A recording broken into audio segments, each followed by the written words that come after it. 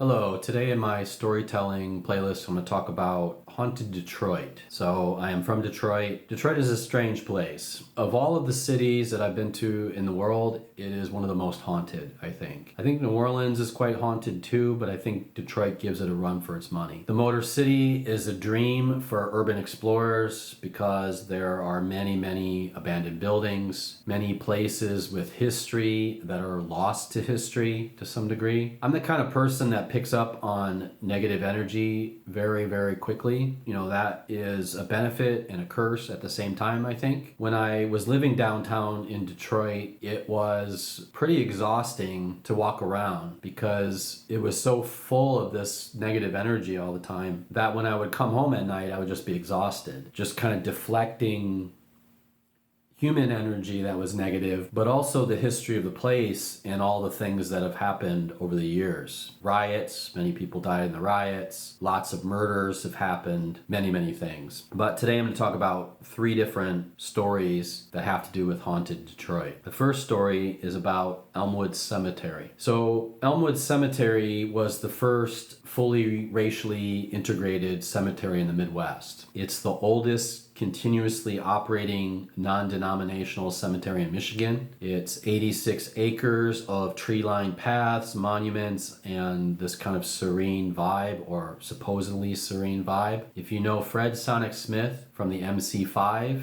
he is buried here, as well as Bernard Stroh of Stroh's Brewery fame. Coleman Young, who is the mayor. Many people are buried here, famous people. It is near the Heidelberg Project, this kind of art installation, which is quite interesting. But as far as what's strange about it, on the western side of the cemetery runs Bloody Run Creek. The creek was originally named Parents Creek. In 1763, it was renamed following Chief Pontiac's uprising, which resulted in the deaths of a British captain and 160 of his men. Not a good sign to start with.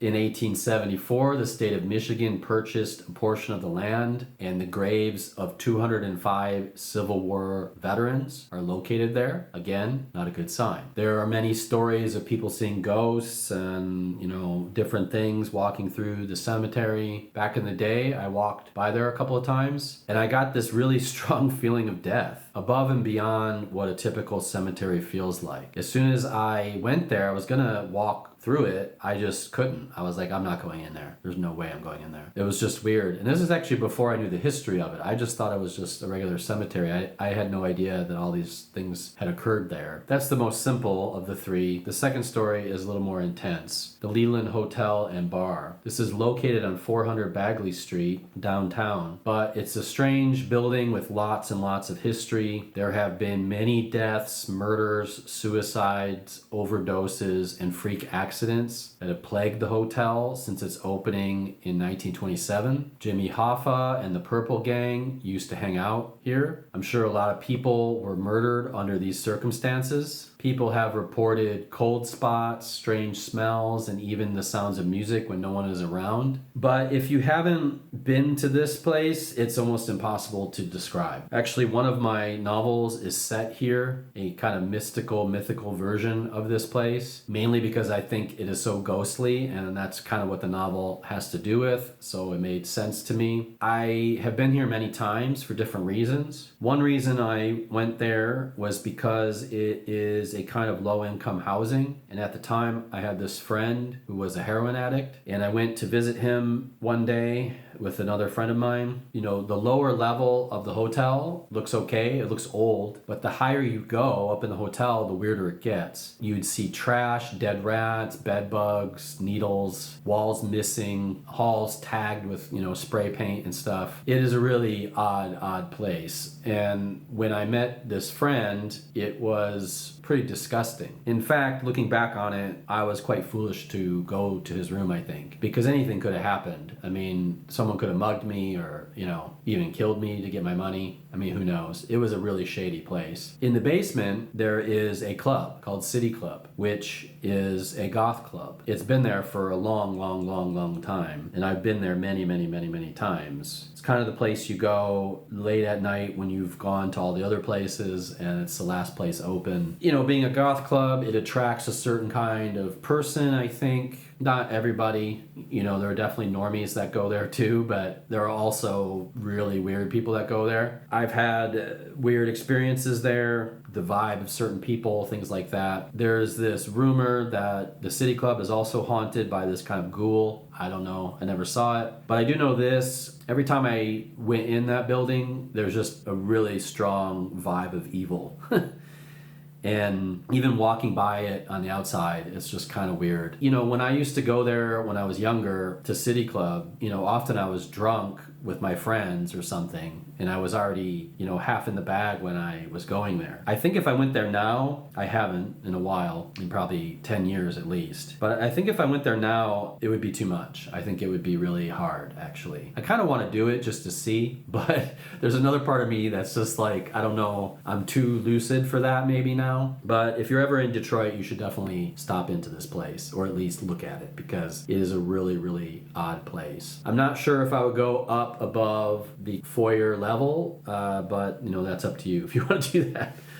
The third story is the St. Aubin Occult Murders. This is a bit of an urban legend. I heard about it years ago, but I did a lot of research for it for my book Dominique's Confession, because it's included in there. But it's sometimes called the St. Aubin Street Massacre or the Benny Evangelist Family Murders. It was on a summer night in 1929. A mystic healer and his family were slaughtered in their home by a mysterious axe-wielding killer. His wife and 4 children were butchered while sleeping in their beds. Benny himself was killed and nearly decapitated in his study. Some reports say he was, and that his head was placed near him. But Benny was a carpenter, a faith healer, and most intriguingly, a kind of cult leader. Yes, cult leader. Detroit at that time had a lot of occult things going on. There's the largest Masonic temple here. There's lots of occult stuff going on in Detroit in the 20s. Benny was an author of a self-published religious text called The Oldest History of the World, discovered by occult science. So this adds a strange dimension to this story. There is a long list of murder suspects, cult followers, disgruntled clients of his mystical healing. Could have been a random deranged stranger. One theory revolved around several notes found in the home. It was extortion by La Mano Nera, or the Black Hand. These were Italian criminals who messed with Italian immigrants, and Benny was an Italian immigrant. Police found a letter from 6 months before the murders that read, "This is your last chance." But to this day, the case still remains unsolved. Nobody confessed on their deathbed. It's been almost 100 years. This happened near St. Aubin in Mac, and this neighborhood is very strange to me. Originally, it was part of the St. Aubin Ribbon Farm, developed in the 19th century. It evolved into working class housing for Eastern European and later Italian immigrants. But by the 1980s, many homes were abandoned and properties were demolished or fell into disrepair. The city's tax foreclosure crisis in the 1990s and 2000s further emptied out the area. Some of the buildings were burned down, etc. I had this friend that lived on St. Aubin and East Willis at this abandoned funeral home that was refurbished. And that itself is a whole nother story. I think I mentioned it in a different video on this playlist. I'm not going to get into that, what it was like in the funeral home. The neighborhood around that area was very strange. It just has so many vacant lots. It's very common to see packs of wild dogs at night. And I don't know if the murders here contribute to it. Maybe those happened and slowly people left the area because they felt that. I don't know. When I would go over to see my friend, I would get out of the car. As soon as I would hit the sidewalk, I would just be like, ugh, I don't like this. And I hated going into his house. He had many parties there and stuff where bands played. So it was a lively place as far as social things. However, every time I went in there, I would just feel weird because it's a funeral home. Going through this area, I don't know if you've seen the film Only Lovers Left Alive, but there's a few scenes where a car is going through these